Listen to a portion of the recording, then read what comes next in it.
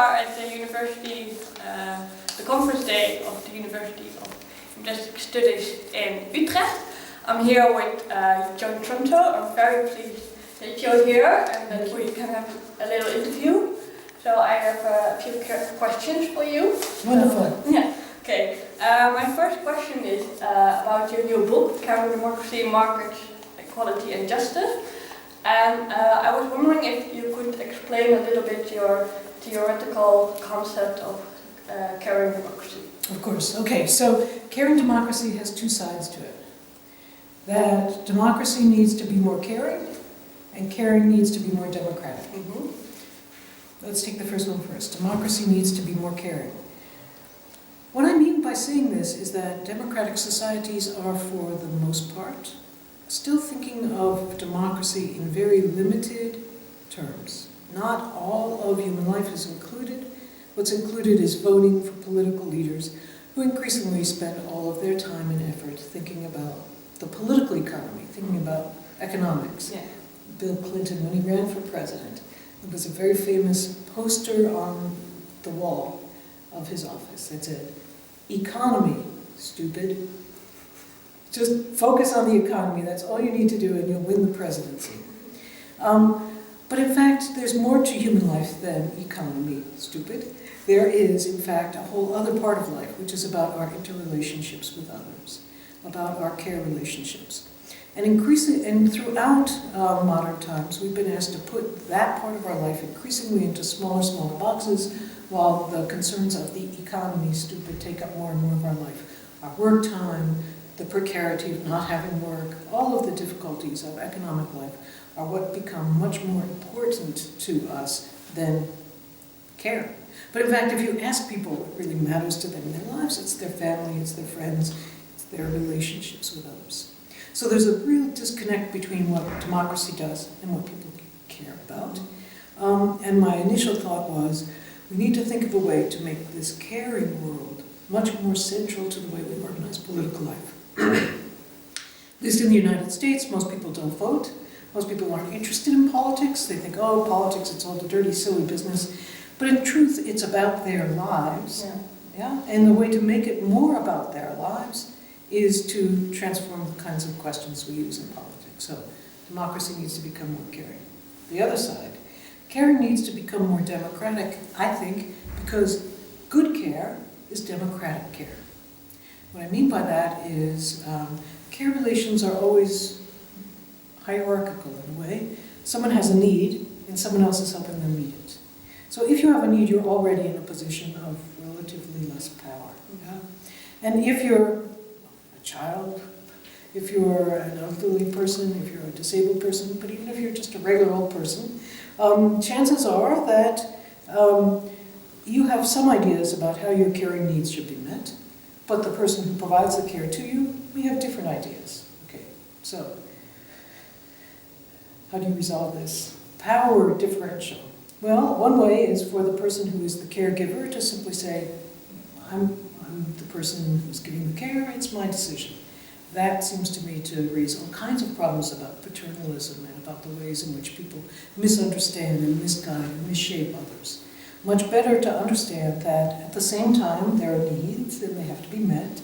There's also a possibility for feedback, if you want to use that language, or I would use the language democratic participation, so that there's a way in which those who are cared for are able to also to participate in the discussion about the nature of the care itself. And in that way, not only is it more democratic and therefore better for citizens in a democracy because they're learning how to be democratic in their houses and their schools as well, and in their jobs as well as in politics, but it's also better because you get better care. And in fact, a democracy that was really committed to care, I think, would be more democratic, and we would have another justification about why democracy is in fact a good thing. Mm-hmm. Because care can be organized non-democratically as well, right? A slave society had a theory of care. It was the slave should do all the caring work, right? Yeah. But so we can always have a theory of care that's a bad theory of care. Mm-hmm. Only, I think, democratic caring is actually a really justifiable, endorsable form of care that I would want to say, this is the good value of care. That's how I would like to live my life. Okay. Does that make sense? Yeah, because it also is a bridge to my second question, because you said that in a caring democracy, caring is the starting point. It's at the central instead of the production and economic life. But how can we reach such a big cultural transformation? Yeah, well, we can't, I don't know. But I do know if we don't start thinking about that question, we'll never reach an answer. Right? So the first thing we have to do is even recognize that there's a possibility to organize the world differently than the way we do now. And that's what I think the Caring Democracy Project does. It offers us this alternative. Having offered us an alternative, we still need to think about how are we going to do this. Yeah? And I think one is quite literally the old fight for more time, because caring takes time. And as long as we let work kind of dominate our lives, we don't have time for caring or thinking differently about the political system. So the language, let me give you an example of this. Again, in the US, human resources language is an important source of ideology. You should always look and see what they're saying and figure out from there what's really going on in the world. So some 20 years ago, people would talk about the work-family balance. Yeah? You've heard that language? But now they don't say work-family, they say work-life. And what they really mean by the work-life balance is life. What does it mean? It's very vague. Work. It's very concrete. Work first, life second. When it should really be life first, work second. Yeah? But the work-life balance is all about making it easier for you to work more. It's not about making your life better. It's about learning how you can work more. So imagine we just take that idea and flip it. No, I don't work to live. I live, and sometimes I have to work in order to provide for my livelihood. Very different perspective. So time is the first struggle, it seems to me. We should not all be working as much as we do. We should. Some years ago, I published an article where I said nobody should be able to work more than 20 hours a week. The end. That's it. And everyone thought I was crazy to say this. And I would now make an exception that there are a couple of places where you might want to do more work. One is when you're doing caring work, it may take more than 20 hours. Second, if you are engaged in some kind of craft or profession whose development takes a lot of time, and it is in fact your life, then we would make an exception for such people. For lots of people who have very unsatisfying jobs, or jobs that really aren't what their passion in the world is, why should they be spending 40, in the US, 50 hours a week doing this work? Yeah? So that's one example of how we begin to change the conversation, to begin to ask the question, why don't we put more value on care? It's a way of thinking in possibilities instead of limits. And that's right. Yes. That's nice. Yes. And there are always limits. That's true. Human life is tragic. We all die. And human life is tragic. We face really difficult things going on in our lives all the time. But it shouldn't be made more difficult by living in a system that's organized to produce wealth when we already really could do with the wealth we have if we were only willing to distribute it differently, think about what we need differently, and so on. Yeah, that's true. Okay, then I come to my last question. Sure. There was also today presented a book, Moral Boundaries Redrawn, by Gert Oldhuis, Helen Coden, and Jorma Heijer. Yes, that's true. So I'm really curious, what is your view about the meaning of your book, Moral Boundaries, in the discussion of an ethics of care? So how do you see that? It's a hard question. So when I wrote Moral Boundaries, there was no such study as the ethics of care. The language ethics of care came from Carol Gilligan. If it had been up to me, I wouldn't have used those terms precisely. I might have called it the politics of care or care theory. I don't know, but we were using Gilligan's language there. When I wrote the book, and I recently reread it, of course, to write to make my contributions to the new collection, One of the things that was shocking to me, that has happened over 25 years, is there's been at least one big victory, which is all morality used to have the frame of Kantian universalism. Yeah? That first we derived from our critical faculties, principles of justice, and from that everything else was application. Mm-hmm. We no longer think of morality that way, I think. We now understand that ethical studies can begin at the bottom up or in the middle, but it doesn't have to begin from some abstract, removed position and then come back to application, which of course isn't as interesting as the abstract part. So that, I think, is a victory that has been well won and easily won.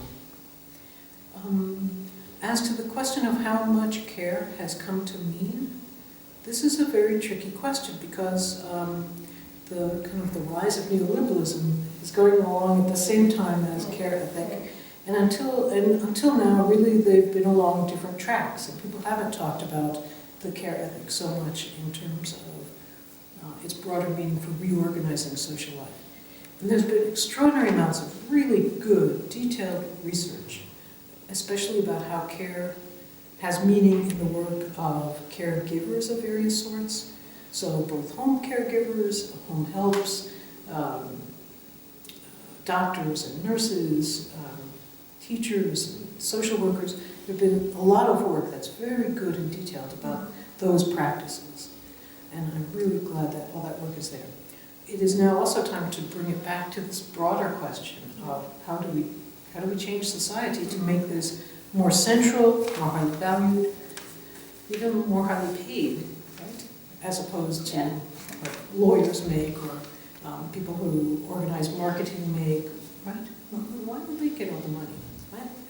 Anyway, so there are many questions that still remain, but I'm really kind of happy that there's been this movement in this direction. Even in the United States now, there's beginning to be discussions about care.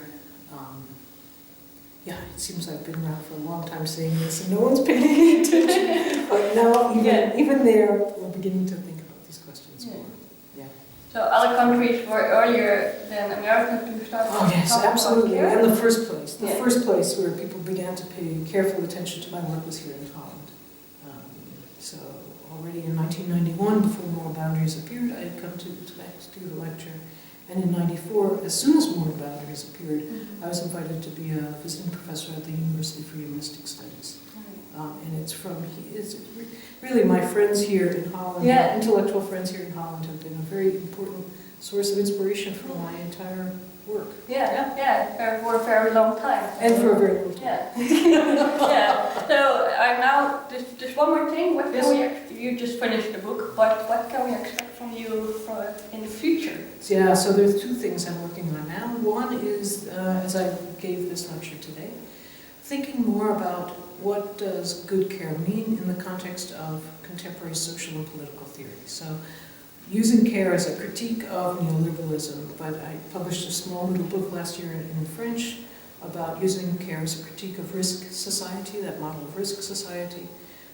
There are other social theories which are prominent, the nature of social capital, and I'm trying to systematically write some responses to some of those other social theories so that one sees care actually is talking on the same level of importance as those theories that are taken there, including the theories of justice, which continue to be around. So the care justice debate comes back in a very different form, I think, at the present moment. The second thing that I myself personally am interested in doing is thinking more globally, not only about care and care workers, and I'm almost finished a book manuscript about care workers and their place in the political economy of the world, but also thinking more about systems of thought which are non-Western, which offer alternative ways to understand the relationship of humans to each other. So thought that comes from the Hindu tradition, thought that comes from African traditions, so that as well. So that's, I still have some work to do. Makes me curious. Okay, I want to thank you very much for this interview. And enjoy the rest of the conference. Thank you, it's my great pleasure. Yeah. Bye-bye.